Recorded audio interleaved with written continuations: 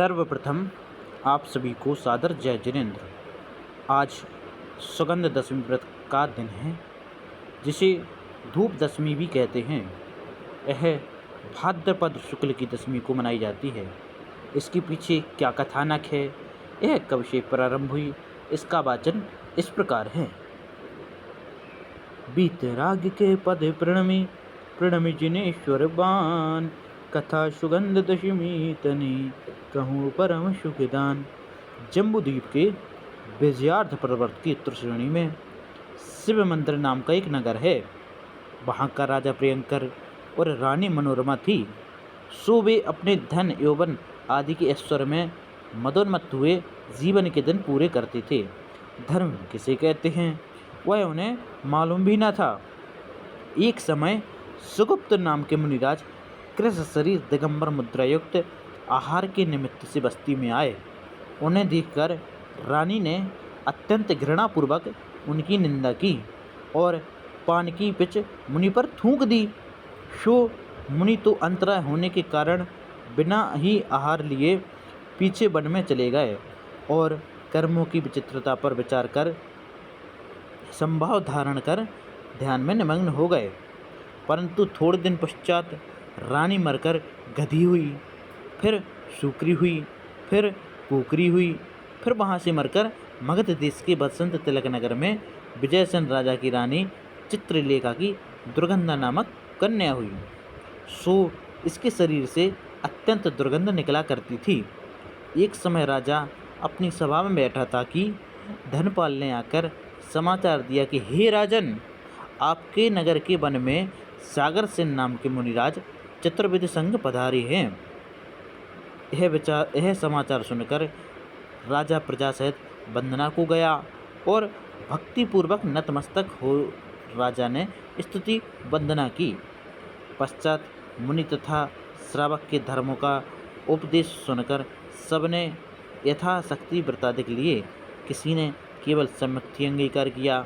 इस प्रकार उपदेश सुन के अनंतर राजा नम्रता पूर्वक पूछता है कि हे मुनिवर, यह मेरी कन्या दुर्गंधा किस पाप के उदय से ऐसी हुई है, सो कृपा कर कहिए। तब श्री गुरु ने उसके पूर्व भवों का समस्त वृत्तांत मुनि की निंदा आदि का कह सुनाया, जिसको सुनकर राजा और कन्या सभी को बहुत पश्चाताप हुआ। निदान राजा ने पूछा कि हे प्रभु, इस पाप से छूटने का कौन सा उपाय है। तब श्री गुरु ने कहा, समस्त धर्मों का मूल सम्यक दर्शन है। सो अरहंत देव, निर्ग्रंथ गुरु और जिन भाषित धर्म में श्रद्धा करके उसके सिवाय अन्य रागी द्वेषी देवभीषी गुरु हिंसामय धर्म का परित्याग कर अहिंसा, सत्य, अचौर्य, ब्रह्मचर्य और परिग्रह प्रमाण इन 5 व्रतों का अंगीकार करें और सुगंध दशमी का व्रत पालन करें, जिससे अशुभ कर्म का क्षय होवे। इस व्रत की विधि इस प्रकार है कि भादों सुदी दशमी के दिन चारों प्रकार के आहारों का त्याग कर समस्त ग्रह आरंभ का त्याग करें और परिग्रह का भी प्रमाण कर जिनालय में जाकर श्री जिनदेव की भाव सहित अभिषेक पूर्वक पूजा करें। सामायिक स्वाध्याय करें। धर्म कथा के सिवाय अन्य भी कथाओं का त्याग करें। रात्रि में भजन पूर्वक जागरण करें। पश्चात दूसरे दिन 24 तीर्थंकरों की अभिषेक पूर्वक पूजा करके अतिथियों जैसे कि मुनि व श्रावक को भोजन कराकर आप पारणा करें। चारों प्रकार के दान देवें।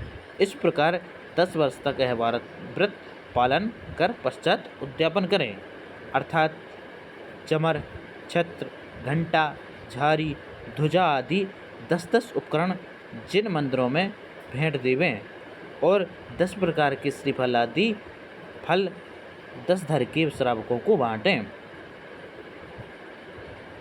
यदि उद्यापन की शक्ति न होवे तो दूना व्रत करें। उत्तम व्रत उपवास करने से, मध्यम काजी आहार और जगन एकासन करने से होता है।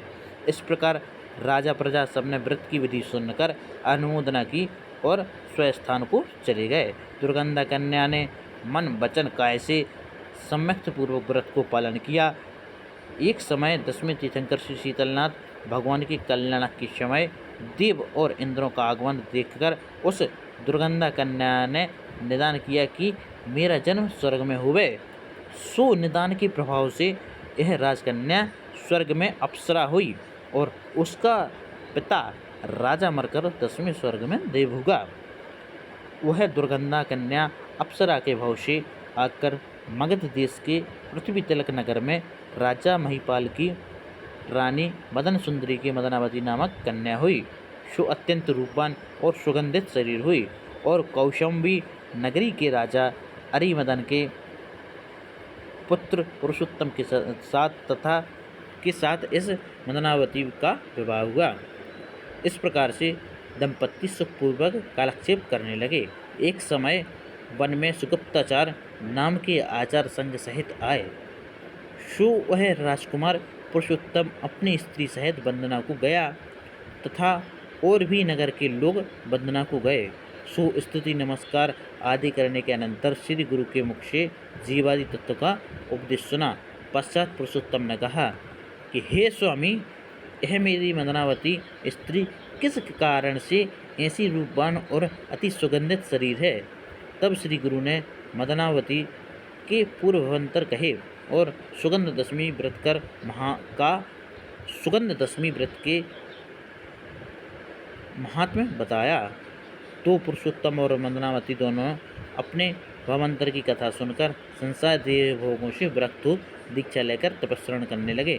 इस प्रकार तपस्रण के प्रभाव से मदनावती स्त्रीलिंग छेद कर 16वें स्वर्ग में देव हुई। वहाँ 22 सागर सुख से आयु पूर्ण करके अंत समय चय कर मगध देश के वसुंधा नगरी में मगर केतु राजा के वहाँ देवी पट्ट रानी के कनक केतु नाम का सुंदर गुणवान पुत्र हुआ। पिता के दीक्षा ले जाने पर कितने काल राज्य करके वह भी मकरध्वज पुत्र को राज्य दे दीक्षा लेकर तपस्या करके और देश विदेशों में विहार करके अनेक जीवों को धर्म के मार्ग में लगाने लगा। इस प्रकार कितने काल कनक केतु मुनिनाथ को केवल ज्ञान हुआ और बहुत काल तक उपदेश रूपी अमृत की वृष्टि करके शेष अघाती कर्मों का नाश कर परम पद मोक्ष को प्राप्त हुए। इस प्रकार सुगंध दशमी व्रत पालकर दुर्गंधा भी अनुक्रम से मोक्ष प्राप्त हुई। तो भव्य जीव यदि यह व्रत पालें तो अवश्य उत्तमोत्तम सुख को पावें। इस प्रकार से सुगंध दशमी व्रत का जो कथानक है उसका वाचन समाप्त होता है। आप सभी से आग्रह है कि अगर आपको यह वाचन अच्छा लगा हो तो इसे अधिक से अधिक शेयर करें और जो भी सुगंध दशमी व्रत कथा का पालन करते हैं उन तक इस कथा को पहुँचाएँ। सुगंध दशमी व्रत कियो दुर्गंधा ने सार, सुर नर के सुख भोग में अनुक्रम गई भव पार।